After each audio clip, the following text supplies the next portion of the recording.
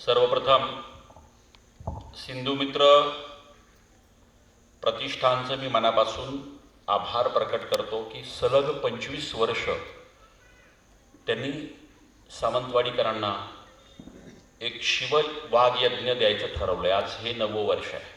कोरोनाच्या अपवादात आता आणि एक वक्ता, एक मैदान, एक आयोजक, विषय प्रत्येक वर्षी नवीन. या वर्षीचा विषय हा हटके आहे, वेगळा आहे. लोकांचं कुतूहल ताणणारा आहे की खरंच महाराजांची धर्मविषयक भूमिका नेमकी काय होती, सगळ्या धर्माच्या बाबतीत, नॉट ओन्ली हिंदू. तर मी तुम्हाला एक एक त्याचा पदर उलगडून दाखवणार आहे. माझी सूचना सर्वांनी पालन करावी, ती म्हणजे फ्लाईट मोडवरती मोबाईल असले पाहिजेत, मध्येच कोणी उठणार नाही. व्याख्यान कोणत्याही विषयावर असेल तर आरंभ मात्र महाराष्ट्राच्या महतीनं असते, जिथे तुमचा माझा जन्म आहे, आणि ती सुरुवात करूनच मी मुख्य विषयाला हात घालतो. ही माझी खासियत आहे,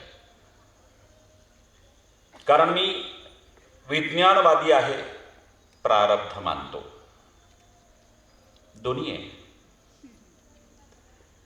आता खरं तर सिंधू मित्राचं कौतुक करावं तेवढं कमी आहे. सिंधू मित्रातले काम करणारे असंख्य 18 पगड जातीतली माणसं, अँड्र्यू फर्नांडिस सारखी ख्रिश्चन असू देत किंवा आसिफ शेख सारखी मुस्लिम असू देत, हिंदू धर्माची व्यापकता एवढी मोठी आहे, सहनशीलता एवढी मोठी आहे, सहिष्णुता एवढी मोठी आहे की जो भारत मातेला आपलं मानतो, या राष्ट्राला आपलं मानतो, तो आमचा एवढी व्यापक अर्थाने व्याख्या आहे. त्यामुळे सिंधू मित्राचं कौतुक करावं तेवढं कमी आहे. माझ्या अगोदर अनेक वक्ते बोलले की प्रवीण कुमार ठाकरे नागपुरातनं आले. खरं तर पोट भरायला लोक कुठेही जॉईन होतात, कुठेही नोकरी करतात, रिटायर झाल्यानंतर आपापल्या गावी परततात. हे सर्व ठिकाणचं शिरस्त आहे. आपण आपली नोकरी आणि आपलं घर आणि कुटुंब, पण त्याच्या पलीकडे आता सिंधू मित्राच्या कार्याची व्याप्ती बघत असताना कोणतं क्षेत्र उरलंच नाही जिथं सिंधू मित्र पोहोचलं नाही. म्हणजे अगदी वैद्यकीय महाविद्यालयापासून ते शल्यचिकित्सालयापर्यंत, स्वच्छतेपासून ते पर्यावरणापर्यंत, वेगवेगळ्या पातळीवरती मला असं वाटतं की तुम्ही या सगळ्यांना जो भरभरून पाठिंबा देत आहे, त्याच्यामुळे यांचं काम करण्याचं हत्तीचं बळ वाढत आहे.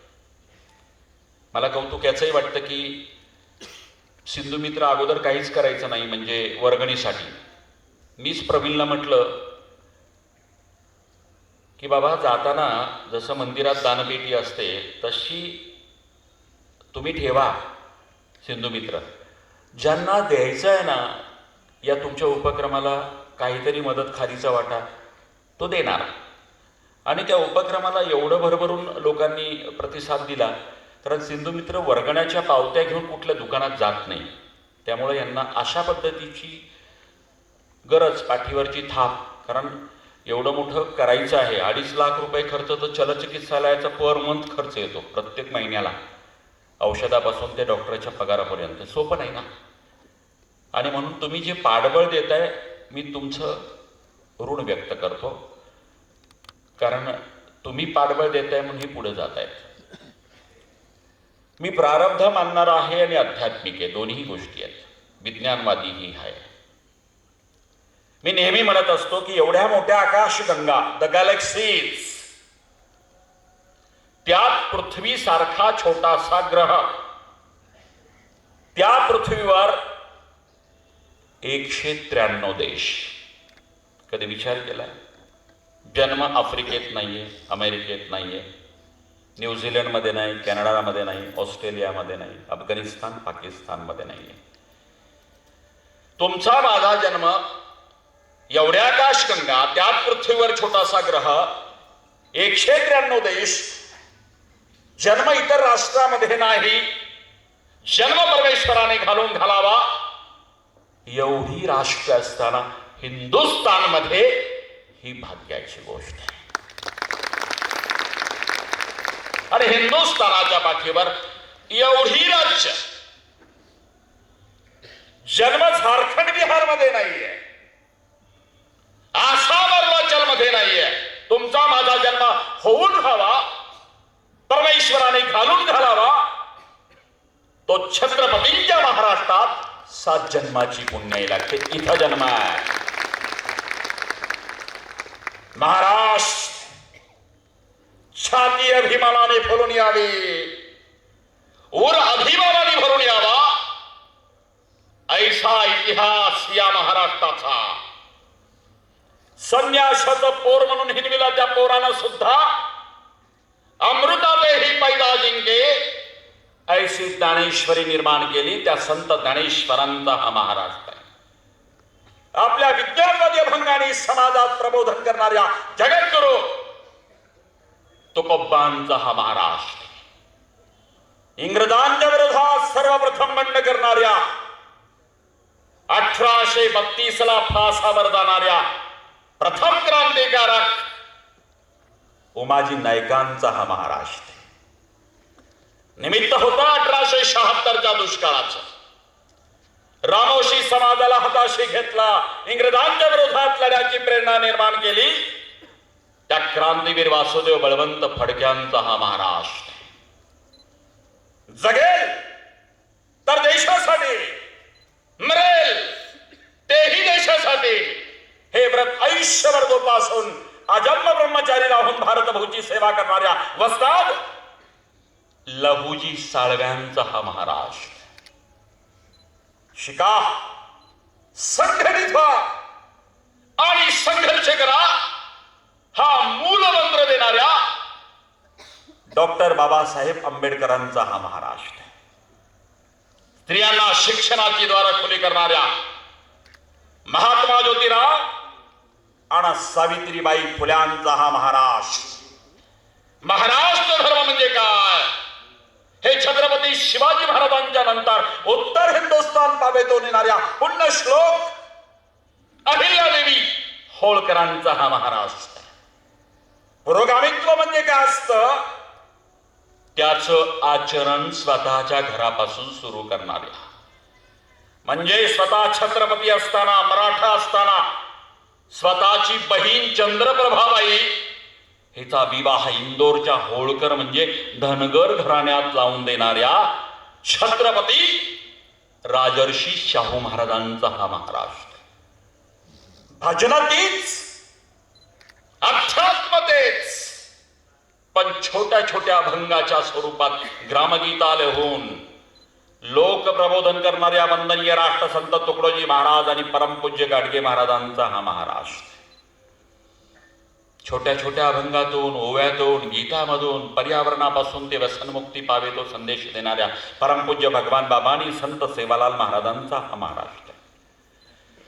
ज्या महापुरुषाला आद्य समाज सुधारक अशी बिरुदावली लावली जाते, ज्या महापुरुषानं 12व्या शतकात समतेचं बीजारोपण केलं, ज्या महापुरुषानं 12व्या शतकात स्त्रियांना पुरुषांच्या बरोबरीने दर्जा दिला, ज्या महापुरुषानं आजच्या पार्लमेंट सारखी रचना, अनुभव मंडप नावाची सांस्कृतिक रचना 12व्या शतकात केली, आणि ज्या महापुरुषाचे 20 वर्ष आमच्या सोलापूर जिल्ह्यातील मंगळवेढ्यासारख्या ठिकाणी गेले, त्या जगज्योती महात्मा बसवेश्वरांचा हा महाराष्ट्र. संयुक्त महाराष्ट्र झाला पाहिजे म्हणून गावोगावी जाऊन डखावर थाप मारून प्रबोधन करणाऱ्या लोकशाहीरांना भाऊ साठे आणि शाहीर अमर शेखांचा हा महाराष्ट्र है. मैं कोई राजा नहीं बल्कि छत्रपती का सेवक हूं असं उत्तरेत सांगणाऱ्या, मराठांचं साम्राज्य दिल्ली पावेतो नेणाऱ्या थोरल्या बाजीराव पेशव्यांचा हा महाराष्ट्र आहे. मराठा मृत्यूला घाबरत नसतो, मराठा यमराजाच्या डोळे डोळे घालून बातचीत करतो, हे जगात पहिल्यांदा दाखवून देणाऱ्या, औरंग्याच्या समोर ताजीम करण्यासाठी मान न झुकविणाऱ्या महास्वाभिमानी महामृत्युंजयी छत्रपती संभाजी महाराजांचा हा महाराष्ट्र आहे. आणि बालशिवांचा आदर्श राजा शिवछत्रपती करणाऱ्या राजमाता राष्ट्र बघा, जिजाऊ साहेबांचा हा महाराष्ट्र. म्हणून तुम्ही आम्ही महाभाग्यवान आहोत. या मराठी मातीत तुमचा माझा जन्म झाला. ही महाराष्ट्राची महती सांगावी तेवढी कमी आहे. आज या विषयाला न्याय देताना हिंदू धर्म, इस्लाम धर्म, ख्रिश्चन धर्म, बौद्ध धर्म इतका संक्षिप्त नाही आहे. काही लोकांना धर्माची व्याख्याच कळलेली नाही आहे. धारयंती ती धर्म आहे, धारण करतो तो धर्म. त्याहीपेक्षा जी नियमावली आहे ना, चांगलं काय आणि वाईट काय, हे केलं तर पुण्य मिळेल, ते केलं तर पाप होईल, ही नियमावली म्हणजे धर्म आहे.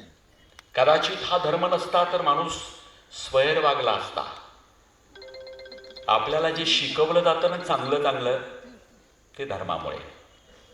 आणि धर्माची सुरुवात ही काय एका कुठल्या तरी कोर्सनी होत नाही, गर्भसंस्कारापासून होते. तुम्ही म्हणाल हे कसं काय? बघा ना, जिजाऊ साहेब गरोदर आहेत, पोटात बालशिवबाराजे वाढत आहेत. दिनांक आहे 25 जुलै 1629. आणि काय घडलंय महाराष्ट्राच्या या पटलावरती? शिवनेरीवरती आहे जिजाऊ साहेब. संगोपन करण्यासाठी विजयराव विश्वासराव आहेत, शिवनेरीचे किल्लेदार, जे शहाजीराजांचे व्याही आहेत. शिवाजी राजाचा थोरला भाऊ नाव होतं संभाजी, जिजाऊला थोरला पुत्र होता. त्याच्याशी जिचा विवाह झाला तिचं नाव जयंतीबाई. आणि ती जयंतीबाई विजयराव विश्वासरावांची मुलगी, म्हणजे शहाजीराजांचे व्याही विजयराव विश्वासराव शिवनेरीचे किल्लेदार आहेत. चित्र डोळ्यासमोर उभं करा. धामधुमीचा काळ आहे. आणि विशेष काळजी घेण्यासाठी शिवनेरी किल्ल्यावरती जिजाऊ साहेबांना शहाजीराजांनी ठेवलंय, काळजी घेण्यासाठी. विजयराव विश्वासराव. दिनांक 25 जुलै 1629. काय घडलं? तत्कालीन औरंगाबाद, आजचं संभाजीनगर, दौलताबाद म्हणजे उर्फ देवगिरी नावाचा किल्ला आहे. तुम्ही गेला असाल. यादवांचं साम्राज्य, मराठ्यांचं साम्राज्य, या किल्ले देवगिरीने मराठ्यांचा सुवर्णकाळ बघितला. भगवा फडफडत होता किल्ले देवगिरीवरती. त्याचं नामकरण दौलताबाद झालं, पण किल्ले देवगिरी निजामशाही अस्थायी राजधानी, निजामशाही टेम्पररी कॅपिटल आहे. मुद्दाम इंग्रजी शब्द वापरतो, अस्थायी राजधानी. मणिध्यानी नाही आहे. जिजाऊ साहेबांचे 2 सख्खे भाऊ आहेत, अचलोजी, रघोजी आणि पिताश्री लखुजीराजे जाधव. हे निजामशाही मनसबदार आहेत, सरदार आहेत. रोजच्या प्रमाणात आज जसं एखादा व्यक्ती एखाद्या कार्यालयामध्ये बायोमेट्रिक करतो, माहिती आहे का, थंब करतो, फेस डिटेक्शन आहे, साईन करतो मस्टरवरती, म्हणजे आज ड्युटीवरती रुजू झालो असा त्याचा अर्थ होतो. त्या काळामध्ये हे काही नव्हतं. गादीला मुजरा घालायला दररोज जायचं म्हणजे तुम्ही त्या दिवशीच्या ड्युटीवरती हजर राहिलात. मणिध्यानी नाही आहे. आपल्या आयुष्याचा शेवटचा दिवस आहे कदाचित. रोजच्या प्रमाणात लखुजी राजे जाधव, जिजाऊ साहेबांचे पिताश्री आणि 2 सख्खे भाऊ अचलोजी आणि रघोजी, लखुजी राजांचे नातू पाण्यात बरोबर, ही सगळी मंडळी रोजच्या प्रमाणे निजामशाही गादीला मुजरा करण्यासाठी किल्ले देवगिरी चढतायत. मुजरा करण्यासाठी शस्त्र ठेवत नाहीत, कमरेला तलवार नाही आहे. परंतु आदल्या दिवशी कटकारस्थान शिजलं, यांच्या हत्येचं कारस्थान शिजलंय, यांच्यापर्यंत बातमी नाही आहे. निजामशाही गुप्त खलबत जहालीत गनिम पडद्यामागं लपलेला आहे. लखुजी राजे जाधव आणि जिजाऊ साहेबांचे 2 सख्खे भाऊ मुजरा करण्यासाठी जसे वाकलेत, पडद्यामागून हालचाली सुरू झाल्याने सपासप तलवारी चालल्या. रक्तमासाचा सडा पडला. प्रतिकार करायची ही वेळ नियतीनं दिली नाही. त्या देवगिरीच्या दरबारामध्ये लखुजी राजे जाधव आणि 2 पुत्राची खांडोळी करून हत्या झाली. महाराष्ट्र सुन्न झाला. ही बातमी कशी सांगावी जिजाऊ साहेबांना याच्यावरती मतमतांतर सुरू झाले. कारण जिजाऊ साहेब पोटुशी आहेत, म्हणजे प्रेग्नंट आहेत, म्हणजे गरोदर आहेत. त्याही काळात बघा किती काळजी घ्यायचे लोक. पोटुशी असलेली म्हणजे गरोदर असलेल्या बाईला धक्का पोहोचेल अशी बातमी साधारणतः सांगायची प्रथा महाराष्ट्रात नव्हती. कारण शॉक बसून गर्भपात होत होता याचं ज्ञान आपल्या पूर्वजांना होतं. त्यामुळं ही हत्या जशी झाली, मराठ्यांमध्ये धर्मीकंप झाला, महाराष्ट्र सुन्न झाला, अस्वस्थ झाला, जाधव आणि भोसले कुटुंब सुन्न झाला. जशी बातमी वाऱ्यासारखी पसरली, आता जिजाऊ साहेबांपर्यंत बातमी न्यायची किंवा नाही याच्यावरती मतप्रवाह सुरू झाले. एक मतप्रवाह होता की नको, जिजाऊ साहेब पोटुशी आहे म्हणजे गरोदर आहे, धक्का सहन नाही होणार, गर्भपात होईल. दुसरा मतप्रवाह सांगत होता की एवढी मोठी बातमी लपवून ठेवली तर जिजाऊ साहेब माफ करणार नाहीत आयुष्यामध्ये. दोन मतप्रवाह. दुसरा मतप्रवाह हा प्रबळ झाला आणि ठरलं वंगाळ बातमी असेल तरी सांगायची. किल्ले देवगिरीपासून घोडेस्वार दौड करत निघाला शिवनेरीकडे. डोईवरती पागोटा नाहीये. सकाळपासून जिजाऊ साहेब अस्वस्थ आहेत. याला इंट्युशन असं म्हणतात, टेलिपॅथी असं म्हणतात. बघा तुम्ही, तुमची मुलगी जर कुठल्या महाविद्यालयात शिकत असेल, तिकडं काही वाईट घडलं तर आई सकाळपासून अस्वस्थ असते. इकडे आईचा अपघात झाला तर मुलीही अस्वस्थ असते. This is a telepathy, intuition. Jijau साहेब सकाळपासून अस्वस्थ आहेत 25 जुलैला. आणि जे होऊ नये ते झालं. सायंकाळचा सुमार, घोडेस्वार दौडत आला. जिजाऊ साहेब सकाळपासून अस्वस्थ. घोडेस्वार कापऱ्या आवाजामध्ये, डोईवरती पागोटा नाही, मुंडासं नाही, पगडी नाही. जर वाईट बातमी सांगायची असेल तर डोईवरती काही, आजही बघा तुम्ही, एखादा पोलीस इन्स्पेक्टर असेल तर तो कॅप काढतो. या मावळ्याच्या डोईवरती कुठलंही पागोटं नव्हतं, शेला नव्हता, मुंडासं नव्हतं, पगडी नव्हती. जिजाऊ साहेबांच्या मनात शंकेची पाल चुकचुकली की काही वंगाळ बातमी घेऊन आलाय म्हणून. तो वाकला मुजरा करण्यासाठी. कापरा आवाज होता. कापऱ्या आवाजासह तो आऊसाहेबांना मुजरा करता झाला, मागं सरला आणि रडक्या आवाजात बोलला, आऊसाहेब घात झाला. तुमचे पिताश्री लखुजी राजे जाधव आणि 2 सख्या भावाच्या खंडोळ्या निजामशाहीनं केल्या. जिजाऊ साहेबांच्या समोर अंधकार झाला. अंधारी आले, सुन्न झाल्या. आऊसाहेब मटकन खाली बसल्या आणि क्षणार्धात पित्याचा तो चेहरा याद आला. 2 भावंड डोळ्यासमोर आठवायला लागले. ते लखुजी राजे जाधव उर्फ आबासाहेब याद आले. त्या दांडपट्ट्याचं प्रशिक्षण देताना जिजाऊनी पवित्रा कसा घ्यायचा म्हणून किती पावलं मागे सरायचं हे दिसणारे, हे शिकवणारे लखुजी राजे उर्फ आबासाहेब जिजाऊ साहेबांच्या डोळ्यासमोर तळाडले. रंगपंचमीच्या सणाला रंग लावणारे आणि राखी पौर्णिमेला हक्कानी मनगट समोर करणारे 2 भावंड आठवली. आबासाहेबांचा चेहरा आठवला. एवढे कणखर आबासाहेब. मांडीवरती बोधकथा सांगतानाचे आबासाहेब याद आले. एवढंच नाही तर शहाजी राजांच्या बरोबर विवाहबद्ध झाल्यानंतर पुन्हा पुन्हा पालावलेल्या डोळ्यांनी माझ्याकडे बघणारे आबासाहेबही याद आले. क्षणार्धामध्ये सगळा जीवनपट याद आला. जिजाऊ साहेब मटकन खाली बसल्या. समोर क्षणार्धात सगळं संपल्याचा आभास निर्माण झाला. परंतु याही पलीकडे जिजाऊ साहेब कणखर होत्या. एक हात पोटावरती ठेवला आणि शिवाई देवीची आठवण करत, आई भवानीची आठवण करत आऊसाहेबांनी जो संकल्प केला ना, तो संकल्प त्या क्षणाचा होता. तो संकल्प होता बंडाची ठिणगी होती. माझे पिताश्री लखुजी राजे जाधव असतील, माझे भाऊ असतील अचरोजी आणि रघोजी, माझे पती असतील शहाजीराजे भोसले, जाधव कुटुंब असेल किंवा भोसले कुटुंब असेल, हे कोणत्या ना कोणत्या शाह्याचं चाकर राहिलं, मनसबदार राहिलं. पण माझ्या पोटी जन्माला येणार हे बाळ मात्र कोणत्याही शाह्याचं चाकर आणि मनसबदार नसणार. हिंदवी स्वराज्याची मुहूर्तमेढ खऱ्या अर्थानं रोवल्या गेली. तो दिनांक होता 25 जुलै 1629. धर्म इथून सुरू होतो. तिथून गुलामगिरी पत्करायची नाही. धर्म सांगतो माझा पोटचा गोळा जन्माला येणारा मात्र कोणत्या शाह्याचा चाकर नसेल. एक तख्त निर्माण करता होईल हिंदवी स्वराज्य. इथून धर्म सुरू होतो. इथून ग्रंथ गर्भसंस्कारात वेगवेगळ्या ग्रंथामध्ये दिले जिजाऊ साहेबांचे काय काय त्यांना डोहाळे लागायचे. शिवभारतकार परमानंद कवींद्र परमानंद नेवस्कर सांगतात, जिजाऊ साहेबांना डोहाळे कसे लागायचे जेव्हा पोटामध्ये शिवबाराज्य होते. राजमंचकावरती बसावं, दानधर्म करावा, खोड्यावरती बसावं, तलवार चालवावी, दांडपट्टा चालवावा.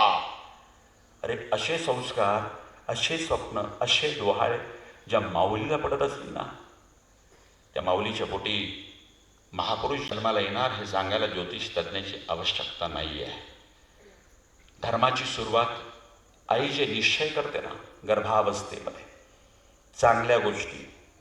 धर्म म्हणजे नियमावली, धर्म म्हणजे तत्वाधिष्ठितपणा, धर्म म्हणजे तत्वानी जगणं, चांगलं बघणं, पुण्यकाम करणं, राष्ट्रासाठी काही करून जाणं,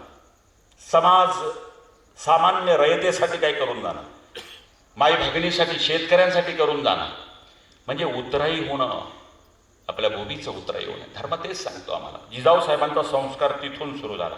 आजच्या भाषेत सॉफ्टवेअर हो, मुद्दाम इंग्रजी होतं, सॉफ्टवेअर पडलं पाहिजे गरोदरपणापासून. आणि म्हणून माझी नम्र विनंती आहे, तुमच्या घरामध्ये गरोदर मुलगी पहिल्या डिलिव्हरीला आलेली असेल, तुमची वहिनी असेल, मुलगी असेल, बहीण असेल, माझी नम्र विनंती की या 9 महिन्याच्या गर्भसंस्कारामध्ये काय कानावरती जावं, काय वाचावं, काय खावं, काय प्यावं, आहार विहार अत्यंत महत्त्वाचा आहे.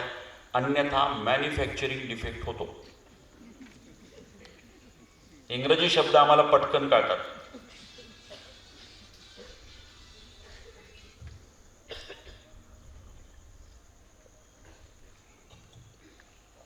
एक लक्षात घ्या, ज्यांनी 9 महिन्यामध्ये वाकड्या तिकड्या सिरियल बघितल्यात ना, ते बालाजी टेलिफिल्मच्या एकता कपूर, खूप वेळा मनात वाटतं की रायगडावरती बोलवावं, सत्कार करावा आणि टकमक टोकावरनं ढकलून द्यावं. खूप वेळा मनातली इच्छा निर्माण होते की अख्खी पिढी बरबाद केली या भारतामधली त्या बाईनं. नाही तर त्या कच्या बाराखड्यातल्या मालिका आहेत ना, दुपारच्या वेळेस चांगले 4-4, 5-5 महिन्याचं गरोदर पोट घेऊन सगळ्या माता भगिनी बघतात. तो याच्यावर मोठं संशोधन झालंय. सॉफ्टवेअर तिथेच पडतात. खलनायकी भूमिका महिलांच्या. मला माझी नम्र विनंती आहे की 9 महिन्याच्या कालावधीमध्ये पुरुषांनी तुमच्या डिश रिचार्ज करू नयेत.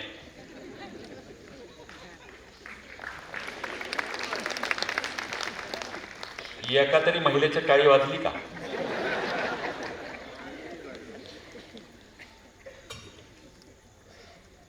म्हणतील वर्षात एकदाच येतो हा माणूस सावंतवाडीला, वर्षभराचा कार्यक्रम देऊन जातो. पण याच्यावर रिसर्च झालेला आहे बरं. मग त्याच्याऐवजी काय करायचं?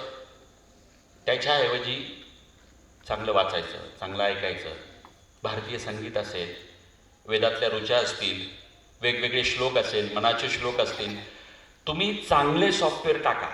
जो विचार कराल ना, याचं 2 उदाहरण देतो मी. माझ्यासमोर मोठं स्टॅटिस्टिक्सचं विषयांतर करणार नाही मी आज, पण माझ्या व्याख्यानातनं कुठला तरी संदेश गेला पाहिजे याचीही मी काळजी घेत असतो.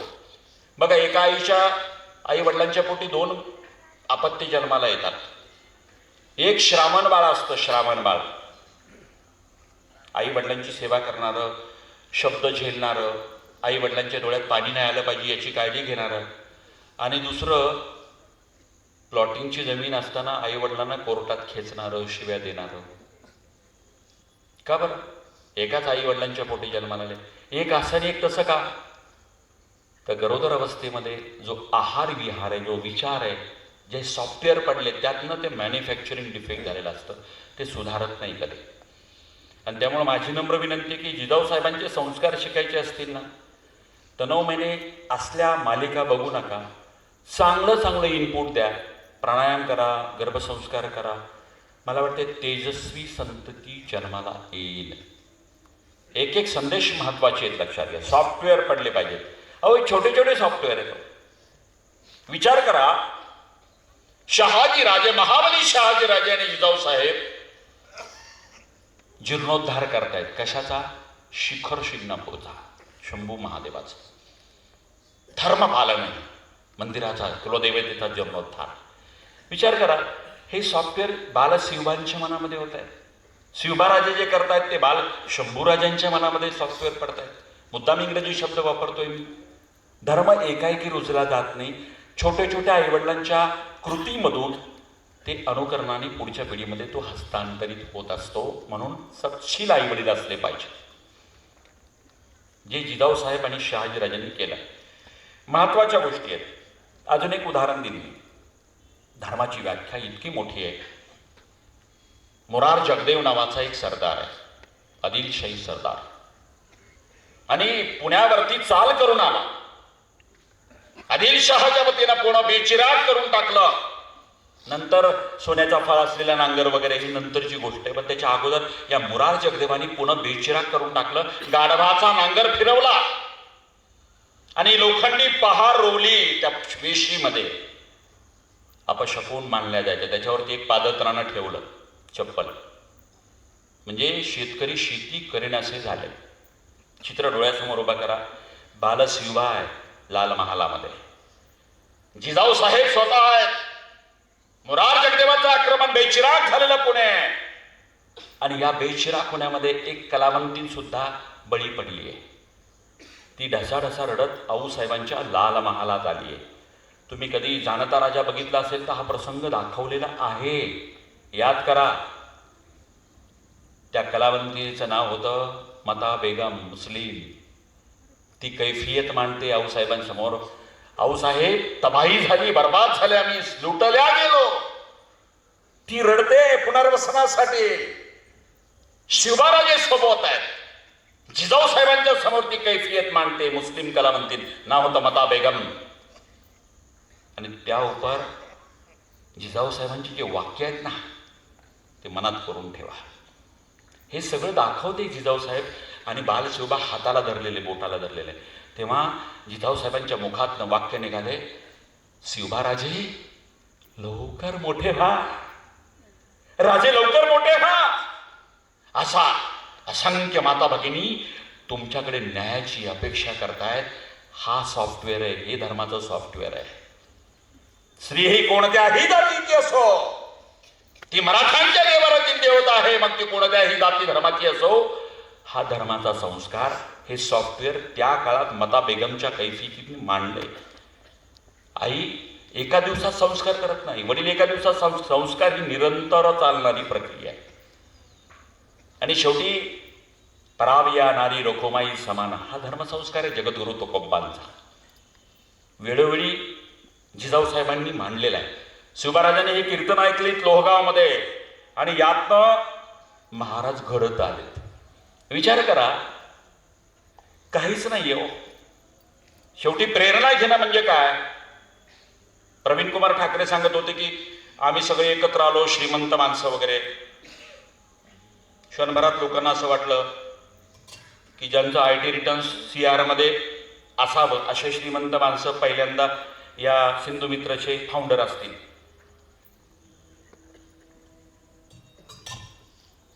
पण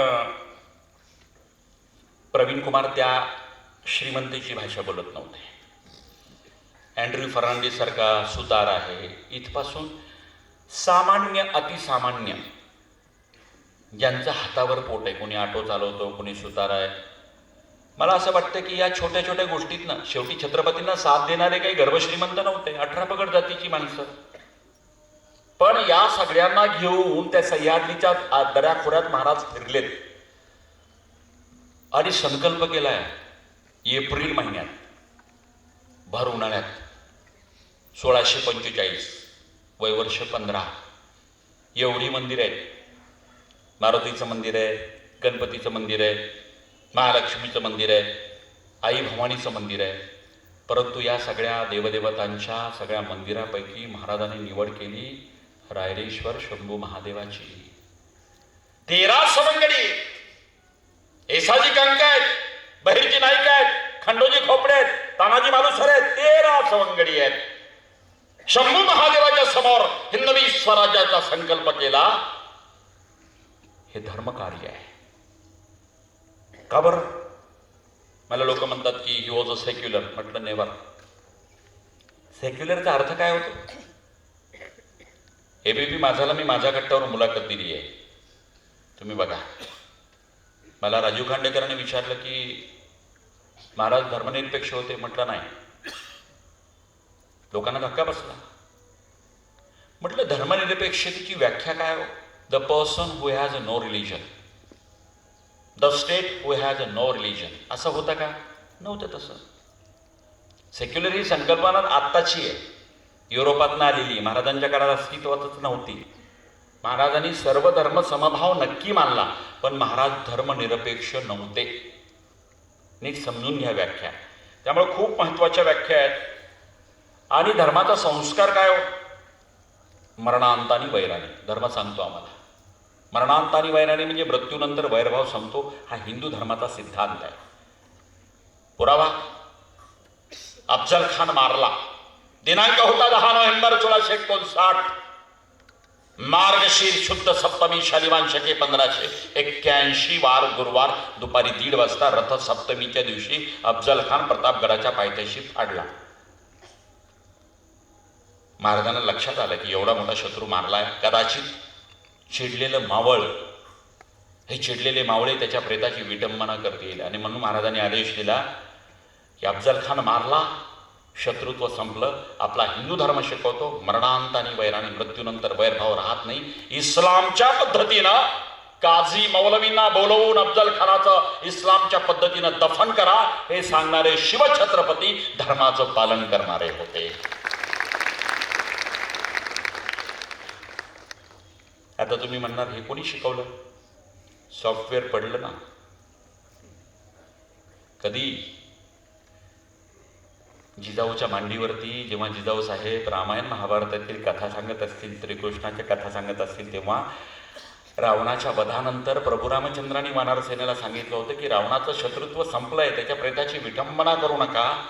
हे सॉफ्टवेअर लहानपणी पडलं म्हणून महाराजांनी आचरण तसं केलं. आई महत्वाची आहे. आईचे संस्कार वजा केले तर कोणताही माणूस महापुरुष होऊ शकत नाही. त्यामुळे जिजाऊ साहेब नाही वजा करतायत. मरणांतानी वैराणी, मृत्यूनंतर वैरभाव संपतो. आता बघा, सुरतेवरती महाराजांनी हल्ला केला. 2दा हल्ला केला महाराजांनी. सुरतेवरती 2दा हल्ला केला. एकदा 6 जानेवारी ते 10 जानेवारी 1664 पहिला हल्ला. दुसरा हल्ला दिनांक 3 ऑक्टोबर ते 5 ऑक्टोबर 1670, 2 वेळा. भर दिवाळीत हल्ला केलाय. लक्ष्मीपूजनाच्या दिवशी सुरतेत महाराज धडकले. विचार करा, जिजाऊ साहेबांनी एका शब्दाने म्हटलं नाही की बाळा, हिंदू धर्मातला सगळ्यात मोठा सण आहे दिवाळी, तेवढं करून द्या. नाही, नेशन फर्स्ट. म्हणजे आई अशी कणखर असावी. एका बाजूला धर्मश्रद्धा, रीतिरिवाज, संस्कार, सणवार, दुसऱ्या बाजूला कर्तव्य, नेशन फर्स्ट, हिंदवी स्वराज. आऊसाहेबांनी अडवलं नाही, बघा एवढं सण करून त्यानंतर नाही. महाराज दिवाळीत गेलेत, सुरतेत धडकलेत आणि पुन्हा 1 कोटीचा ऐवज मारलाय महाराजांनी. सुरतेची एक घटना मी सांगतो, पुरावा आहे. फ्रेंच प्रवासी बर्नियर, म्हणजे हे समकालीन सांगतो मी तुम्हाला, ज्यांनी आय विटनेस आहेत महाराजांचे. बर्नियर लिहितो, काय लिहितो माहिती आहे? महाराज सुरतेला आले पहिल्यांदा 6 जानेवारी 1664. एकाएकी हल्ला केला नाही. सुरतेचं व्याख्यान राहिलंय, आपण देऊ एखाद्या वर्षी सुरतेची स्वारी. 1.5 तास त्यालाच लागतील. दरवर्षी नवीन विषय द्यायचा ठरलंय पुढचे 25 वर्ष किमान. मॅक्सिममची अट नाही. आणि प्रवीण कुमार शिवरत्न शेटेंचं शरीर थकेल, आवाज तोच कायम राहणार आहे. एक वेळा चालता नाही आलं तर लोक मला खुर्चीवर आणून बसवतील, आवाज तोच राहणार. शिवचरित्र आहे, शेवटच्या श्वासापर्यंत कंपही पावणार नाही. शिवचरित्रातली ती ऊर्जा आहे. एक लक्षात घ्या, तो फ्रेंच प्रवासी बर्नियर लिहितो, म्हणजे समकालीन अव्वल साधन आहेत. मी 100-200 वर्ष नंतरचे नाही सांगत, आय विटनेस. तो बर्नियर काय लिहितो? महाराज आले. रेव्हरंड एम्ब्रॉस नावाचा ख्रिश्चन कॅथॉलिक मिशनरी, हा महाराजांना भेटला. कोण लिहितो? फ्रेंच प्रवासी बर्नियर. पुरावा अव्वल आहे. इंग्रजांच्या सुरतेच्या वखारीतले पुरावे, मुघलांचे पुरावे, पण बर्नियरचा पुरावा अव्वल साधनांमध्ये येतो. तो लिहितो रेव्हरंड एम्ब्रॉस महाराजांना भेटला सुरतेच्या बाहेर. तो काय बोलला की महाराज, तुमचं वैर म्हणजे शत्रुत्व औरंगजेबाशी असेल. आम्ही ख्रिश्चन आहोत, आमचं इथे चर्च आहे, हॉस्पिटल आहे, धर्मस्थळ आहे. महाराज, वैर तुमचं औरंगजेबाशी आमच्याशी नाही आहे. त्यामुळं मराठ्यांकडनं आमच्या या सगळ्या प्रांगणाला म्हणजे कॅम्पसला, प्रार्थनास्थळाला, चर्चला कृपया आपण हात लावू नये. तेव्हा महाराज बोलतात की याची आम्ही आगाऊ काळजी घेतलेली आहे. बघा, जो राजा परमुलखावरती हल्ला करतो तिथल्या धर्मस्थळाला हात लावायचा नाही म्हणून कडक निर्देश आपल्या मावळ्यांना देतो. जगातला पहिला राजा आहे हो. त्याचं कारण सांगतो मी. तैमूर लंग आणि नदीर शहा हे जे अफगाणिस्तानमधले आहेत ना, 4 कोटी लोकांना कापलंय त्यांनी. 4 करोड. विचार करा, हा तैमूर लंग असेल, मोहम्मद गझनी असेल, तो नादिर शहा असेल, हे अफगाणिस्तानमधून जेव्हा कतले आम म्हणजे त्या दिल्लीमध्ये ढिगाचे ढिगं लागायचे प्रेतांचे, काफिरांच्या. एका बाजूला हल्ल्यामध्ये सामान्य रयतेचा कतलेआम करणारे तैमूर लंग सारखे, ज्याला आपण इन्व्हेडर म्हणू, हल्लेखोर म्हणू, आक्रमण करते म्हणू. दुसऱ्या बाजूला छत्रपती शिवाजी महाराज परमुलखामध्ये सुरतेवरती आक्रमण करून सामान्य रयतेला तोशीच धरत नाहीत, सामान्य परवड करत नाहीत, धर्मस्थळाला हात लावत नाहीत. हल्ल्यामध्ये सुद्धा तत्व जोपासणारा जगातला एकमेव राजा, राजा शिवछत्रपती. रिसीट दिल्यात महाराजांनी, रिसीट. कसं आहे, विषयांतर नाही करणार मी, फार शेपूट लांबत राहते. सुरतेवरचं छापा स्वतंत्र व्याख्यान घेऊ आपण, त्यातले मी डिटेल सांगेल तुम्हाला. पण एक लक्षात घ्या, तो रेव्हरंड एम्ब्रॉस लिहिलंय त्यांनी. When Reverend Ambrose reach there, entire campus was surrounded by Maratha soldier to protect that campus so that nobody should assault abruptly. विचार करा, एका बाजूला तिथंच एक विधवा स्त्री आहे, डच म्हणजे पुन्हा ख्रिश्चन विधवा स्त्री आहे. अचानकपणे मराठ्यांच्या घोड्यांचे टापांचे आवाज मध्यरात्री येतात. तिला 2 लहान बालकं असतात, ती बिलगतात. असं त्या आईला, घरात पुरुष नाहीये कोणी. घोड्यांच्या टापांचा आवाज येतो मध्यरात्री. सुरतेवरती आक्रमण केल्यानंतर मराठे येतात, सगळीकडे जाळपोळ सुरू आहे. घोड्यांच्या टापांचा आवाज तिथे घरासमोर थांबतो.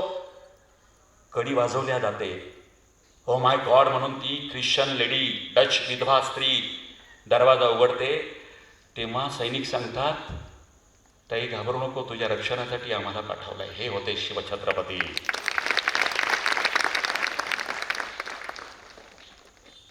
एकही उदाहरण नाही जगाच्या पाठीवर की हल्ला करताना सुद्धा एखादी विधवा स्त्री आहे, तिचं रक्षण करण्यासाठी राजाने योजना करावी. ख्रिश्चन धर्मस्थळाला असेल, मुसलमानांच्या त्या मशिदीला असेल, अहो तो जाऊ दे, आमचं जाऊ देत, पण औरंगजेबाचा इतिहासकार ज्यांनी महाराजांना शिव्याच दिल्यात, शिव्या आणि शिव्यात. तो म्हणतो, दुश्मन के भी मजहबी कलाम औरत और फकीरों की इज्जत करता है वो, इसलिए उसकी इज्जत और शोहरत बुलंद दिनार की तरह सर उठाए आसमां को छू रही. मोहम्मद खाफी खान सांगतो, कुराणाची प्रत सापडली तर तो म्हणजे शिवाजी मुसलमान सैनिकांच्या स्वाधीन करत असे. लक्षात घ्या, ह्या सगळ्या बाबी आहेत. इतर धर्मियांचा आदर राखणं, ख्रिश्चनांचा आदर राखला त्यांनी. रेव्हरंड एम्ब्रॉसच्या विनंतीला मान द्यायच्या अगोदरच संरक्षण केलं. पण दुसरी गोष्ट अधोरेखित करू इच्छितो, लगोलग एकच बाजू महाराष्ट्राला सांगितल्या जाते, एक तर ही किंवा ती. मी दोन्ही बाजू सांगतोय, दोन्ही बाजू महत्वाच्या आहेत. काय झालं शिवचरित्रामध्ये? 2 प्रवाह निर्माण झाले. एक कट्टर आणि कट्टर सनातनी हिंदुत्व, आणि दुसरं म्हणजे पुरोगामित्व. माझा प्रवाह कोणता? मला लोक विचारतात. म्हटलं संदर्भवादी प्रवाह. जे पुरावे आहेत ते मी महाराष्ट्राच्या समोर मांडणार, जे आहेत ते तटस्थ मांडणार, कोणत्या इझमकडे झुकणार नाही. कारण शिवचरित्र डावा आणि उजवं नसतं, सांगणारा डावा उजवा असू शकतो, पण जे घडलं ते लोकांसमोर सांगा, लोकांना ठरवू दे ना. मी दोन्ही उदाहरण देतोय.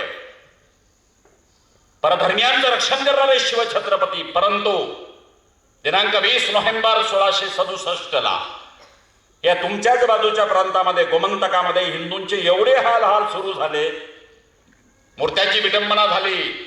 इन्क्विजिशन नावाची जी ख्रिश्चनांची संघटना, गावाची गावं ख्रिश्चन करून टाकले. गोमांस तोंडात घालून, कधी ब्रेड पाव टाकून, कधी उकिरड्यावरती मंदिरातल्या मूर्त्या टाकल्या आणि लोकांना सांगून दिले की तुमचे देव तुमचे रक्षण करू शकत नाहीत, त्यांचं करू शकत नाहीत. म्हणजे आत्मविश्वास ढिला करण्याचं काम या पोर्तुगीज ख्रिश्चन मिशनऱ्यांनी केला. ही बातमी जेव्हा कळली, एक पत्र उपलब्ध आहे, मी तुम्हाला ज्यांना बघायचं आहे ना माझ्या मोबाईलमध्ये आहे. खरं तर ते स्क्रीनवरती सगळ्यांना दिसलं नाही, पण हे पत्र अव्वल साधनातलं आहे आणि कोल्हापूर विद्यापीठाच्या सिलेबसमध्ये मराठी सत्तेचा उदय डॉक्टर जयसिंगराव पवार, जे महाराष्ट्रातले इतिहासकार आहेत, त्यांच्या पुस्तकामध्ये सुद्धा आहे अभ्यासक्रमामध्ये. हे मी जे सांगतोय म्हणजे मूळ ग्रंथात तर आहेच आहे, पोर्तुगीज दप्तरात. काय ते पत्र व्हाईसराय लिहितो, 7,000 हिंदूंपैकी 4,000 हिंदूंनी बाप्तिस्मा घेतला आहे. उर्वरित हिंदू लवकरच बाप्तिस्मा घेतील, अन्यथा बारदेश सोडण्याचे आदेश त्यांना देण्यात आले. It was a forcible conversion, जबरदस्ती धर्मांतर. फतवा निघाला. महाराजांना बातमी कळली, बारदेशावरती हल्ला करण्याचे जे 2-3 कारण आहेत त्यापैकी अजून एक कारण आहे. कोणतं? हिंदू धर्मियांचा होणारा अनन्वित छळ जे करत होते, जबरी ख्रिश्चनांमध्ये परिवर्तित करत होते, जबरी धर्मांतरण करत होते. महाराजांनी हल्ला केला दिनांक 20 नोव्हेंबर, 2 वेळा. 1667 महाराजांनी जे 4 पाद्री होते, धर्मगुरू होते, ज्यांनी जबरदस्ती धर्मांतर करायला सुरुवात केली होती, 4ही पाद्र्यांची मुंडकी छाटली महाराजांनी, शिरच्छेद केला आणि व्हाईसरायला भेट पाठवली. याद राखा, हिंदूंचं जर जबरदस्ती धर्मांतर केलं, हिंदू धर्मरक्षक शिवछत्रपतीही सांगणं गरजेचं आहे. एकच बाजू सांगतो आपण, दोन्ही बाजू कळू द्या ना महाराष्ट्राला. आता लोक म्हणतात की, मी नेहमी म्हणत असतो की एक लक्षात घ्या, इतर धर्मियांचा आदर राखणारा राजा निश्चित, इतर धर्मियांचा आदर राखणं केलंच पाहिजे, पण हे करत असताना शिवछत्रपतींनी स्वधर्मावरचं आक्रमण सहन केलं नाही, हेही आवर्जून महाराष्ट्राला सांगितलं पाहिजे. ख्रिश्चनांचा आदर राखला, मुस्लिमांचा आदर राखला, परधर्मियांचं रक्षण केलं, सन्मान राखला, पण हिंदू धर्मावरचं आक्रमण सहन केलं नाही. तिथे मात्र म्यानातल्या तलवारी बाहेर निघाल्या. हे हिंदू धर्मरक्षक शिवछत्रपती सुद्धा महाराष्ट्राला कळले पाहिजेत. मी माझ्या मुलाखतीमध्ये हे सगळं सांगितलंय. बघा, काशी विश्वनाथाचं मंदिर 1669 सप्टेंबरला औरंगजेबाने पाडलं. अव्वल दर्जाचे पुरावे. कुठले माहिती आहे पुरावे? पुरावे आहेत मासिरे आलमगिरी. कोणी लिहिलेलं आहे? साकी मुस्तेद खान. कोणाचा ग्रंथकर्ता? औरंगजेबाचा. त्यांनी लिहिलेलं आहे फारसी भाषेत, उर्दू सारखीच असते ती, त्याच्यात लिहिलेलं आहे. म्हणजे केशवराज मंदिर मथुरेचं पाडलं, तिथे मशीद बांधली. 1669 ऑगस्ट सप्टेंबरमध्ये हल्ला केला, काशी विश्वनाथ मंदिर पाडलं आणि ज्ञानव्यापी मशीद उभी केली. जवळपास 300 मंदिर औरंगजेबाने त्या राजस्थान, जोधपूर, मारवाड या पूर्ण प्रांतामध्ये बेचिराग करून टाकले. ही वॉज अ फॅनॅटिक, धर्मवेडा होता तो. आणि मग जिझिया कर लादला. जिझिया कर म्हणजे हिंदूंसाठी फक्त टॅक्स, मुसलमानांसाठी नाही. तेव्हा महाराजांनी निषेधाचं पत्र लिहिलं. हे पत्र फार ऐतिहासिक आहे. या पत्रात महाराज औरंगजेबाला निषेधाचं पत्र लिहितात. हिंदुस्थानच्या इतिहासातला एकमेव राजा जो औरंगजेबाला निषेध पत्र लिहितो. त्या पत्रातला मी सारांश सांगतो. औरंगजेबाला महाराज म्हणतात. अरे आलमगीर म्हणवतोस, आलमगीर म्हणजे जगाचा बादशाह, आलमगीर म्हणवतोस. त्या अकबराच्या परंपरेमध्ये, तुझ्या इस्लाममध्ये, कुराण शरीफमध्ये रब उल आलमीन म्हटलंय, रब उल मुसलमीन म्हटलेलं नाहीये. महाराज सांगतात त्या औरंगजेबाला, रब उल आलमीन म्हणजे तू अल्लाह आहे ना, जगाचा नाथ आहे, विश्वनाथ आहे, ब्रह्मांड नायक आहे. त्याला दोन्ही लेकरं वेगवेगळी असू शकत नाहीत. एक लेकरू मंदिरात जाऊन आरती करत असेल तर दुसरी मशिदीत जाऊन भांग देत असेल. इबादतच असते. कुठल्याही चित्रकाराला एखादा हिरवा रंग आणि भगवा रंग असा भेदभाव करता येत नाही. एखादं उत्तम चित्र निर्माण करण्यासाठी चित्रकार दोन्ही रंगसंगतीला यथायोग्य न्याय देतो. त्या पद्धतीनं रबुल आलमीन म्हटलंय, रबुल मुसलमीन म्हटलेलं नाही. अल्लाह केवळ मुसलमानाचा नाही आहे, तो जगाचा आहे. हे महाराज औरंगजेबाला पत्र लिहून सांगतात. हे लक्षात घ्या, किती मोठा अभ्यास असेल महाराजांचा. निषेधाचं पत्र एकाच हिंदुस्थानातल्या राजाने लिहिलं, ते म्हणजे शिवछत्रपतींनी. अशा विविध अंगी तुम्हाला छत्रपती समजून घ्यावे लागतील. दक्षिण दिग्विजयाच्या वेळेचा एक प्रसंग तुम्हाला मी सांगतो. महाराज राज्याभिषेक झाला, दक्षिण दिग्विजयाला निघाले आणि या दक्षिण दिग्विजयामध्ये महाराज जवळपास 3 आठवडे हैदराबादला आहेत. कुणाकडे? कुतुबशहाकडे. विचार करा, 50,000चं सैन्य घेऊन महाराज निघाले. 20,000 घोडदळ, 30,000 पायदळ. तो मराठा तांडव कैसा असेल? 20,000चं घोडदळ जेव्हा येत असेल ना भगवे झेंडे घेऊन, विचार करा ते चित्र काय असेल. घोड्यांच्या टापाने उडणारी धूळ, त्यात भगवा फरफडणारा आणि 30,000चं पायदळ. 50,000 शिवतांडव. त्या दक्षिण दिग्विजयामध्ये महाराजांनी दाखवला दस्तूर खुद्द कुतुबशहा गोळकोंड्याचा महाराजांना घ्यायला निघाला होता. म्हणजे आजच्या भाषेत राजशिष्टाचार. बघा, एका देशाचा पंतप्रधान दुसऱ्या देशात गेला तर परराष्ट्रमंत्री रिसीव्ह करायला जातो, राजा जात नाही. इथे कुतुबशहा निघाला होता, महाराजांनी थांबवलं. म्हणजे छत्रपतींचा तांडव आणि महाराजांचं जे महत्त्व हिंदुस्थानमध्ये पसरलं होतं यातनं अधोरेखित. महाराज तिथं 3 आठवडे थांबलेत. कुठे? हैदराबादला. त्याला भागानगर तेव्हा म्हणत होते. या भागानगरात नाही पाणी पुरेल प्रवीण.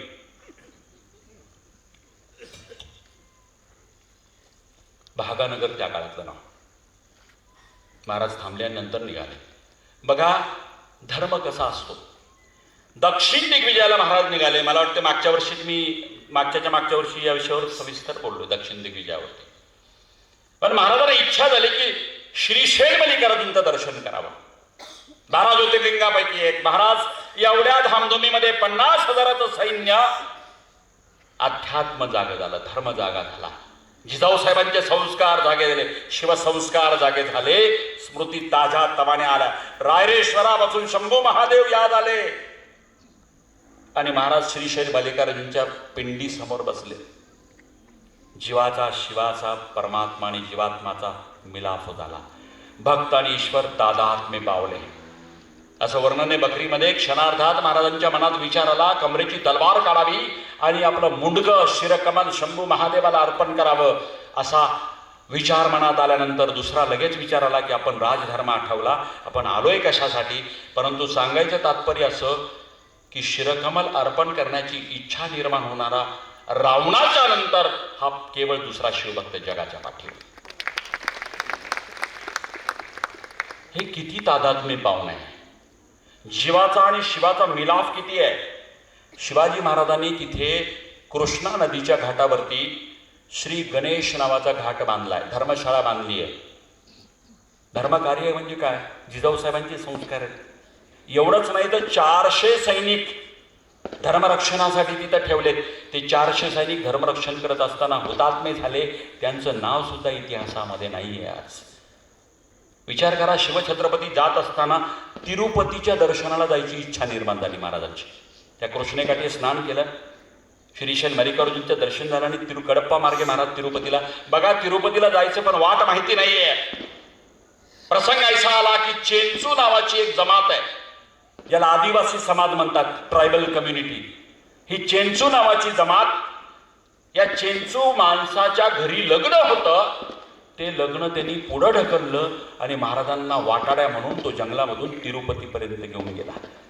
म्हणजे आपल्या घरातलं लग्न बाजूला ठेवून सिंहगड घेणारे तानाजी मालुसरे मी अनुभवले. परंतु परमुलखामध्ये सुद्धा चेंचू जमातीतल्या माणसाने सुद्धा स्वतःच्या घरचं लग्न पुढं ढकलून महाराजांचा वाटाड्या बनावं, यात शिवछत्रपतींचं मूल्यमाप आहे. केवळ मराठी नाही, केवळ महाराष्ट्रातले नाही, महाराजांवरती भरभरून प्रेम केलं या हिंदुस्थानामधील लोकांनी. महाराजांनी दिनांक 3 ऑक्टोबर 1677ला काली कंबल नावाच्या चेन्नईमधल्या देवीचं दर्शन घेतल्याची नोंद आहे. मी मागच्या वेळेस फोटो पण दाखवला होता त्याचा. कधी चेन्नईला गेलात तर माझी नम्र विनंती आहे, तुम्ही देवीचं दर्शन घ्या काली कंबल. का? शिवछत्रपतींचा स्पर्श तिथे. खरं सांगू, आम्ही पहिल्यांदा जेव्हा गेलो होतो ना, आम्हाला असं कळलं की त्या गोपुरामध्ये, गोपूर म्हणजे शिखर असतो ना दक्षिण भारतामध्ये मंदिराचं, त्या गोपुरात शिवाजी महाराजांना स्थान दिले. ते बघण्यासाठी मी गेलो. आमचा डॉक्टर संभाजी भोसले इथे आहे, हिंदवी परिवारचा सरनौबत, तोही बरोबर होता. मला याद आहे की आम्ही एक मूर्ती आहे म्हणून बघायला गेलो चेन्नईमध्ये. आम्हाला 3 मूर्त्या सापडल्या. हा संभाजी पळत आला, तिथे शिवाजी महाराज दिसले, इथे दिसले, 3 मूर्त्या शिवाजी महाराजांच्या. मंदिराला प्रदक्षिणा घालताना विरासनामध्ये शिवाजी महाराज, वरती गोपुरामध्ये 2 शिवाजी महाराज.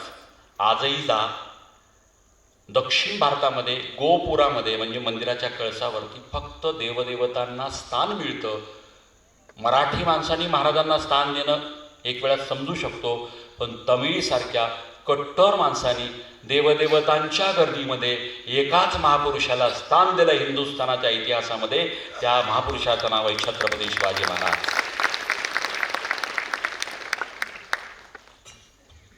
विचार करा, ते मंदिर बघून या. आणि लगोलग सगळ्यात महत्त्वाचं असं, मी मगाशी जे पुरावे दाखवले, तिरुवन्नमलाई, अरुणाचलेश्वर आणि समोत्ती पेरुमल असे 2 मंदिरं शिवाजी महाराजांनी, ॲक्च्युली ते मंदिरं होती, यव्वनाने म्हणजे मुसलमानी राजवटीने ते मशिदीत परिवर्तित केले आणि हिंदूंना मज्जाव केला. महाराज गेले, जी आपली मंदिरं होती मशिदीत परिवर्तित केली होती, ती पुन्हा मंदिरात विधिवत गायीच्या पूजा करून वगैरे महाराजांनी परिवर्तित करून घेतले. आणि समोर एक टेकडी आहे, तिथे कार्तिकीय दीपोत्सव सुरू केला 30 ऑक्टोबर 1677ला. कार्तिकीय दीपोत्सव म्हणजे जसं आता तुम्ही सगळे सावंतवाडीकर आहेत, तुमच्या समोर डोंगर आहे, तिथं दीप पाळे अशी प्रत्येकजण गायीच्या तुपाचा दिवा तिथं लावणार. ती परंपरा यवनांनी बंद केली होती, शिवाजी महाराजांनी ती परंपरा सुरू केली. म्हणून छत्रपती शिवाजी महाराजांचं ऋण त्यांनी प्रकट केलं महाराजांना गोपुरात स्थान देऊन. ही कृतज्ञता तामिळी लोकांची. म्हणजे धर्मकार्य असं आहे. आणि याचे पुरावे मी तुम्हाला फ्रेंच भाषेमधले दिलेत.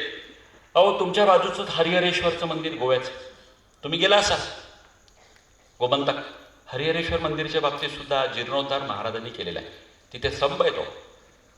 अहो, हल्ला झाला होता, ती पिंड गावकऱ्यांनी दुसरीकडे नेली होती, महाराजांनी पुनर्स्थापना केली. हरिहरेश्वराचं मंदिर सुद्धा महाराजांनी जीर्णोद्धार केलेला आहे. आणि त्याहीपेक्षा अजून एक महत्त्वाचं तुम्हाला मी सांगतो, धर्मकार्य काय असतं बघा. हिंदू धर्मामधून जर कोणी परिवर्तित झाला, म्हणजे ख्रिश्चन झाला किंवा मुसलमान झाला किंवा इतर धर्मियांमध्ये परिवर्तित झाला, तर त्याला बाडगा असं म्हटलं जायचं. आणि बाडग्याला इनकमिंग नव्हतं, म्हणजे पुन्हा हिंदू धर्मात प्रवेशच नव्हता. एवढी सनातनी कर्मठ चौकट बंदिस्त होती. किती मोठं काम केलंय महाराजांनी. महाराजांनी सगळ्यात मोठं क्रांतिकारी काम काय केलं असेल? हा जो रूढीवाद होता ना, सनातनी कर्मठ बंदिस्त चौकट, हिंदू धर्मातनं बाहेर गेलेल्या माणसाला पुन्हा प्रवेश दिला जात नव्हता. महाराजांनी एक मोठं काम केलंय, धर्मकार्य, क्रांतिकारी कार्य. म्हणून Shivaji Maharaj he was a social reformer. काय केलं महाराजांनी?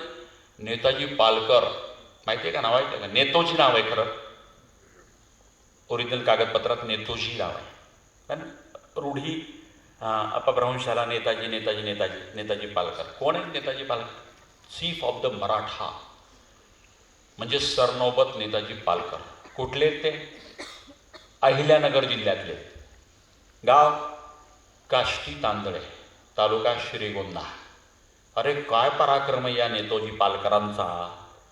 नेतोजी म्हणजे प्रति शिवाजी, शॅडो ऑफ शिवाजी असं इंग्रजांनी वर्णन केलं.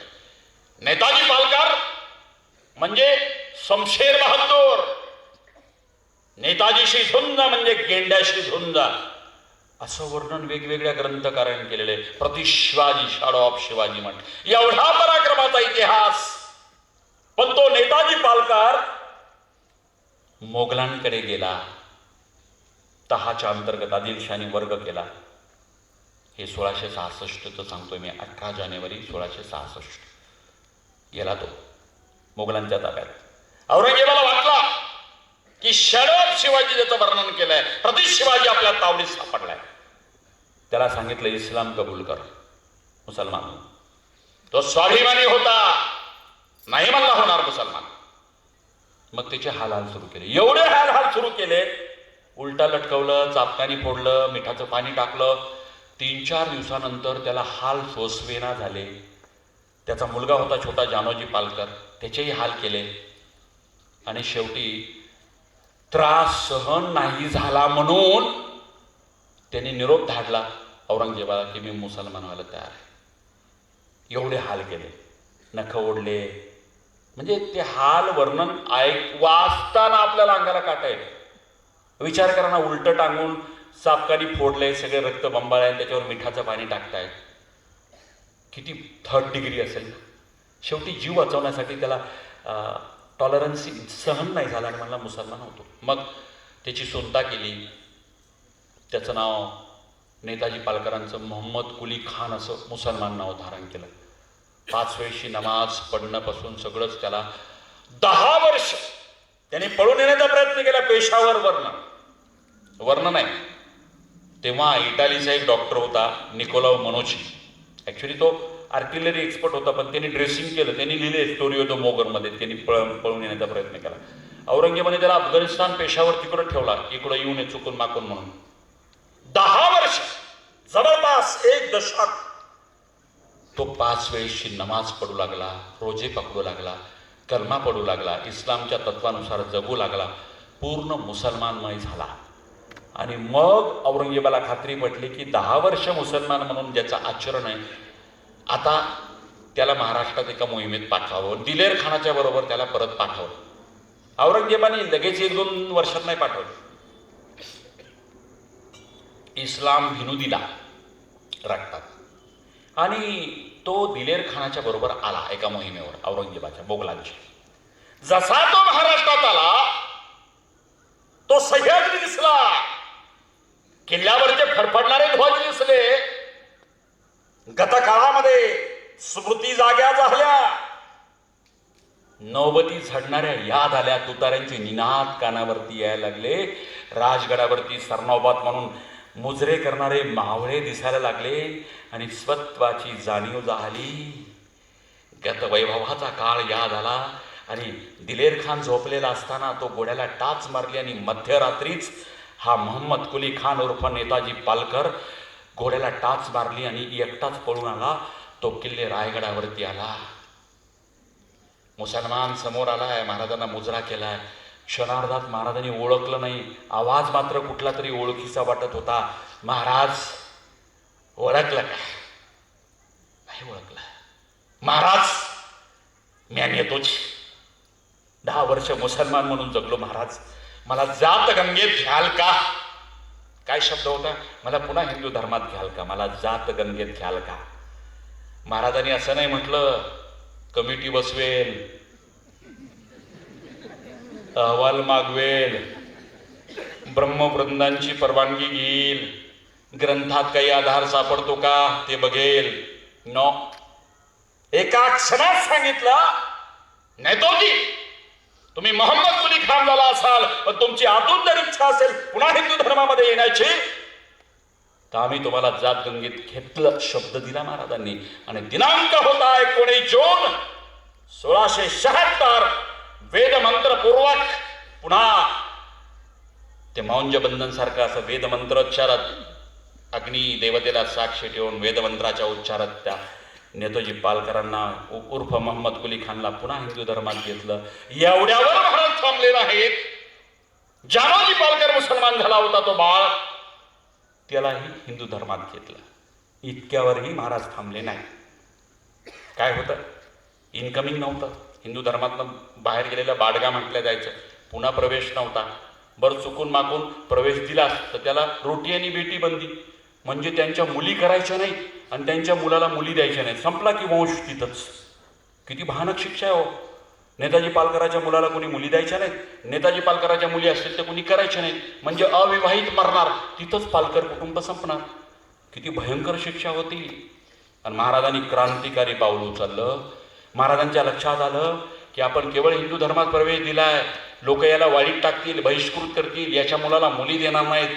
आणि म्हणून ती धाडसाची सुरुवात, क्रांतिकारी सुरुवात.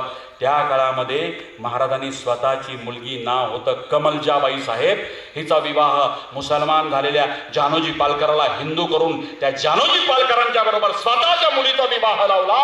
He was a social reformer.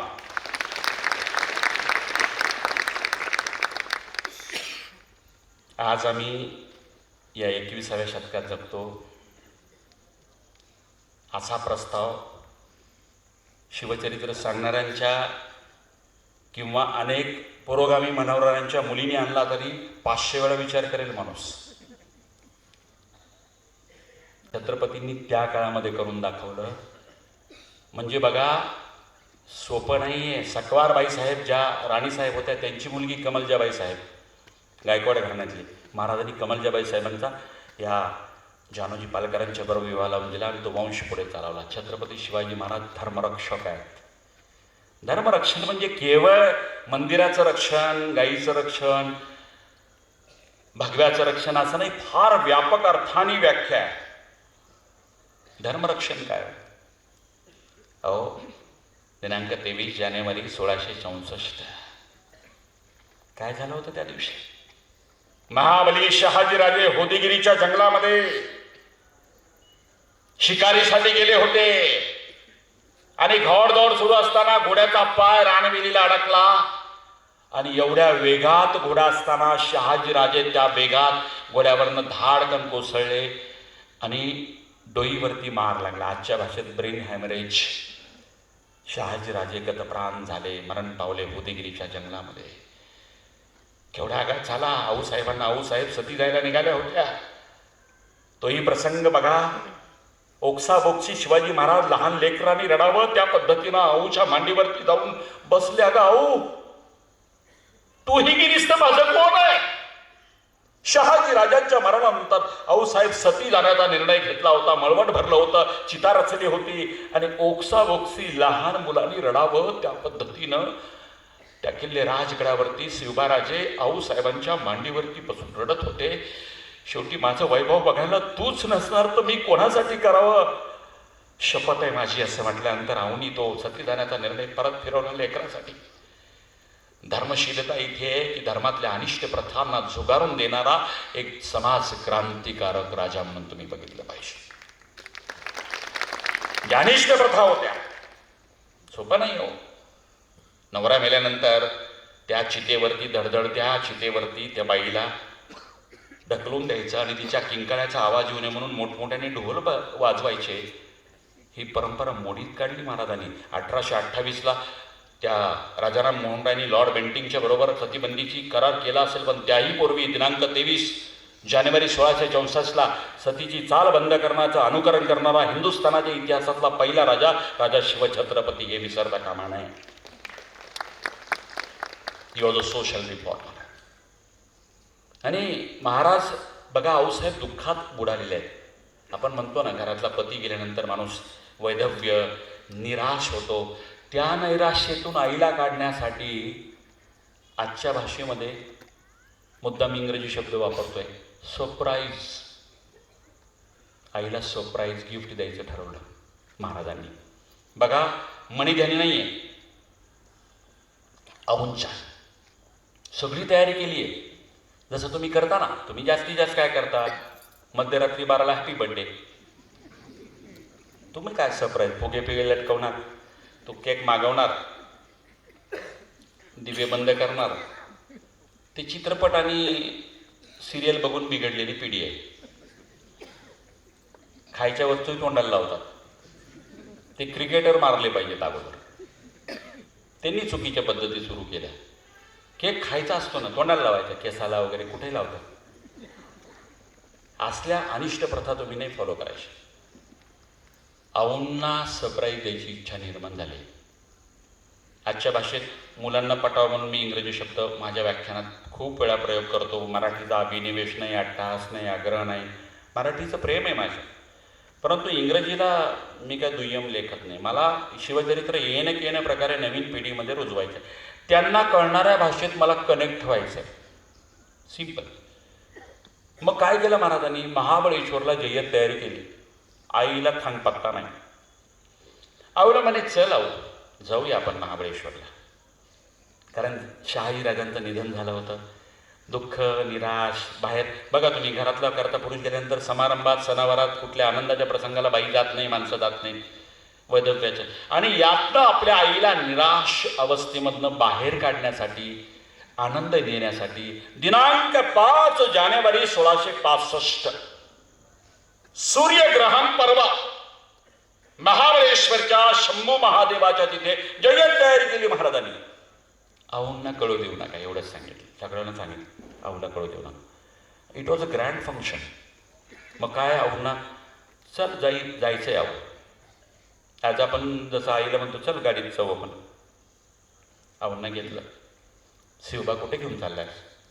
चल गाव जाऊयात.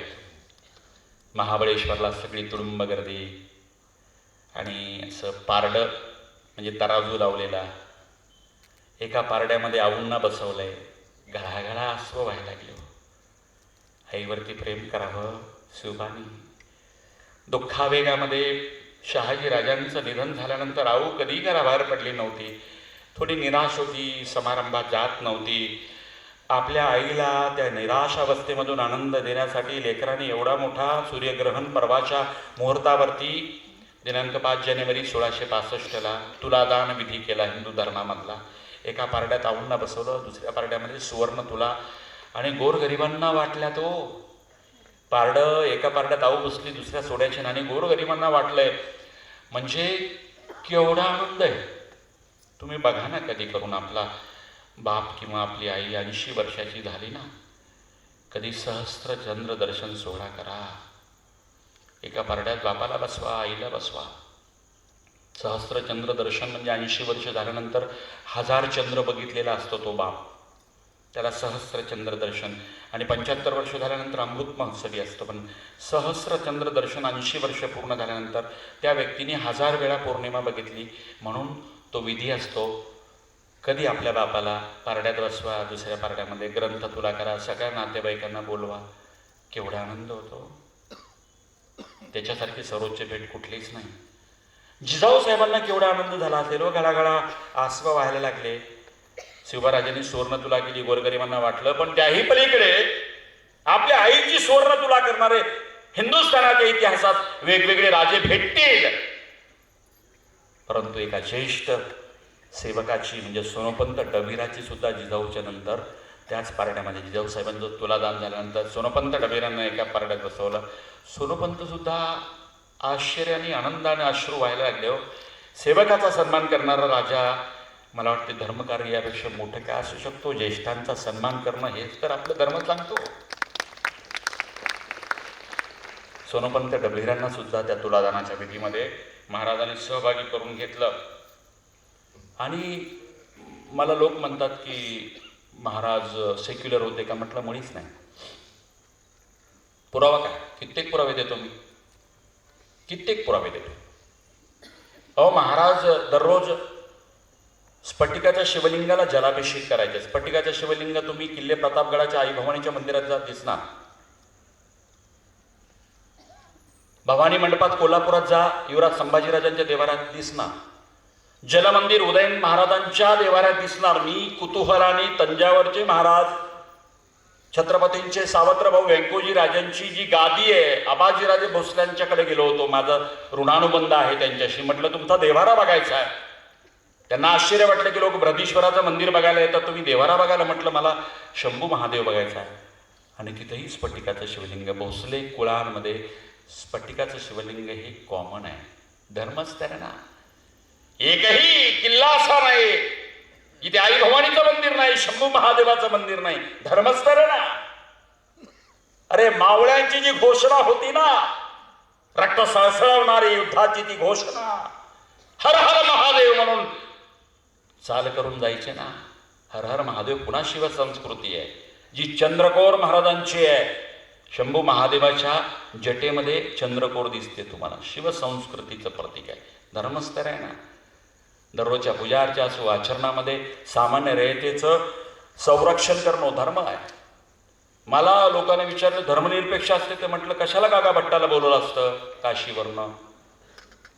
वेदमंत्रोच्चारामध्ये राज्याभिषेक करून घेतला. आजच्या भाषेत सांगतो, सिंपल तुम्हाला कळावं यासाठी. रजिस्टर्ड मॅरेज करणं म्हणजे धर्मनिरपेक्ष कोर्टात. आणि देवाच्या साक्षीनं सप्तपदी, मंगळाष्टिका, हार घालणं, रीतिरिवाज हे धर्मपालन आहे. मग महाराजांनी 1,42,00,000 होऊन खर्च केले. किती? 1,42,00,000. कोण सांगतोय? कृष्णाजी अनंत सभासदाच्या सभासद बकरीमध्ये अव्वल दर्जाचा साधनाचा पुरावा. 1,42,00,000 होऊन. एक होऊन म्हणजे 3.25 ग्रामचं सोन्याचं नाणं. 1.25 लाख रुपये दर आहे आज. करा कुणी नाही. कॅल्क्युलेटर ब्लॉक झालं तर नाव दुसरं, शून्यच येणार नाहीत पुढं. 1,42,00,000 होऊन खर्च झाले. कोण लिहिलं? कृष्णाजी आनंद सभासद बकरी. It was a grand function. का? अरे मराठ्यांचा राजा छत्रपती झाला. सभासद लिहितो. काय लिहितो? ये युगी एक पृथ्वीवर मलेच्छ बादशाह. म्हणजे या पृथ्वीवर सगळे मुसलमान बादशाह. मलेच्छ म्हणजे मुसलमान. ये पृथ्वीवर, ये युगी, ये पृथ्वीवर मलेच्छ बादशाह, मराठा बादशाह छत्रपती झाला. ही गोष्ट सामान्य झाली नाही. म्हणजे इट वॉज युनिक, असामान्य होती. सभासद लिहितो. गागा भट्टांनी मंत्रोच्चारात एवढे विधी केले. खरं तर धर्मनिरपेक्ष राहिले असं ते करायलाच नाही पाहिजे होते. डिक्लेअर करून टाकायचे डायरेक्ट, झाला राजा. नाही, धर्म पालन करणारे होते महाराज. इतर धर्मियांचा आदर राखणारे, सर्व धर्म समभाव पाळणारे महाराज होते, पण धर्मनिरपेक्ष नव्हते. हे महत्वाची गोष्ट आहे. आणि ज्या राजाचं प्रेम आपल्या संस्कृतीवरती, भाषेवरती. अहो महाराज कळवळले का? यमन वचने लुप्त ही सरणी. म्हणजे आपली मराठी भाषा यमनी भाषेने इतकी प्रदूषित झाली आहे. विका राजवाडे नावाचे संशोधक होऊन गेले, इतिहासचार्य म्हणतात त्यांना, धुळ्याचे. त्यांनी सांगितलं की त्या काळातले मराठी पत्र जर बघितले तर 82% फारसी म्हणजे उर्दूसारखी भाषा, पर्शियन भाषा दिसायची आणि जवळपास 18% मराठी शब्द असायचे मराठी म्हणवणाऱ्या पत्रात त्या काळात. शिवाजी महाराजांनी पहिल्यांदा काय केलं असेल? रघुनाथ पंत हनुमंतेला आदेश दिला आणि तंजावरचे नाव होतं धुंडीराज व्यास यांना सांगितलं की मराठी भाषा प्रदूषित झाली आहे. यमन वचने लुप्त ही सरणी. यवनी भाषेनी सरमिसळ झाली आमची मराठी भाषा, याचं शुद्धीकरण करा. महाराजांचा आदेश शिरसाबंद्य राज्य व्यवहार कोश या धुंडीराज व्यासाने लिहिला. राज्याभिषेकानंतर हा मराठी भाषा सुधारणेचा पहिला प्रयत्न करणारा महाराष्ट्रातला पहिला राजा शिवछत्रपती, भाषा सुधारक. 1380 शब्द आहेत आणि 10 वर्ग आहेत, म्हणजे चॅप्टर आहेत. आणि त्यांनी काय केलं महाराजांनी? सगळ्या ह्या उर्दू आणि फारसी भाषेला संस्कृत पर्याय दिले.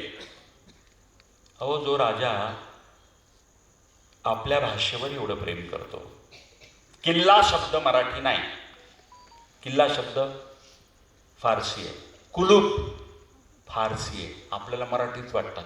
महाराजांनी किल्ला शब्दाला गड, दुर्ग हे शब्द दिले. तालीमखाना महाराजांनी व्यायामशाळा, अंबारखाना महाराजांनी धान्य कोठार. म्हणजे जे शब्द मराठीत सहज मिसळून गेले होते त्याला पर्यायी संस्कृत शब्द देण्याचं महान कार्य भाषा सुधारक म्हणून. आणि जो राजा धर्माचं रक्षण करतो, भाषेचं रक्षण करतो, भाषा ही संस्कृतीचा अविभाज्य अंग आहे. आणि म्हणून धर्मसुधारक, भाषासुधारक म्हणून शिवछत्रपतींचा उल्लेख करावा लागेल. जाता जाता एकच सांगेल, कारण मी घड्याळ बघत बघत बोलतोय की मला कधी पॉज द्यायचा आहे. लोक 6ला आली आणि त्यामुळं मनोरंजन नसताना माणूस किती वेळ बसू शकतो. ऑर्केस्ट्रा असेल, लावणी असेल तर काय 11पर्यंत चालू ठेवा, कोणी काय. प्रबोधनाला बसण्याचा जास्तीत जास्त 70 मिनिट कालावधी, त्याच्यावरती ग्रास्पिंग राहत नाही. तरी मी 1.5 तास बोललो. जाता जाता एवढंच सांगेल की धर्माची व्याख्या फार मोठी आहे. शिवछत्रपतींनी इतर धर्मियांचा आदर नक्की राखला, पण स्वधर्माचा अभिमान राखून, नो कॉम्प्रोमाइज. शिवछत्रपतींनी स्वधर्मावरचं आक्रमण सहन केलं नाही. इतर धर्मियांचा द्वेष नक्कीच केला नाही, सन्मान राखला, पण स्वधर्माभिमान राखला. स्वधर्मावरचं आक्रमण सहन केलं नाही, स्वभाषेवरचं आक्रमण सहन केलं नाही.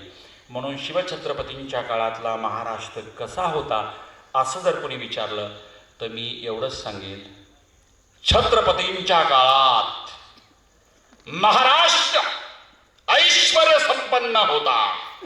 इथं काशीसारखं ज्ञान होता, द्वारकेसारखं धन होतं, राजासारखं मन होतं आणि मनासारखा राजा होता. इथं घरांना कड्याकुलपण होती, किल्ल्या हरवायची चिंता नव्हती, चोर शोधूनही सापडत नव्हते. महाराष्ट्र रणांगणात गाजत होता, दह्या दुधात विजत होता, दान घ्यायला लाजत होता आणि पांडुरंगाला भजत होता. हा छत्रपतींच्या काळातला महाराष्ट्र. आजचा महाराष्ट्र तसा नाही. होतात दररोज युद्ध येते, होतात दररोज युद्ध येते, परी कृष्ण आज नाही. गीता कोणास सांगू, गीता कोणास सांगू, तो अर्जुन आज नाही. भरतात दररोज दरबार इथे, भरतात दररोज दरबार इथे, परी शिवराय आज नाही. शिवशाही कोणास सांगू, तो महाराष्ट्र आज नाही, तो महाराष्ट्र आज नाही. या छत्रपतींच्या शिवशाहीच्या महाराष्ट्राच्या अपेक्षेत मी आपली रजा घेतो. जय हिंद, जय महाराष्ट्र.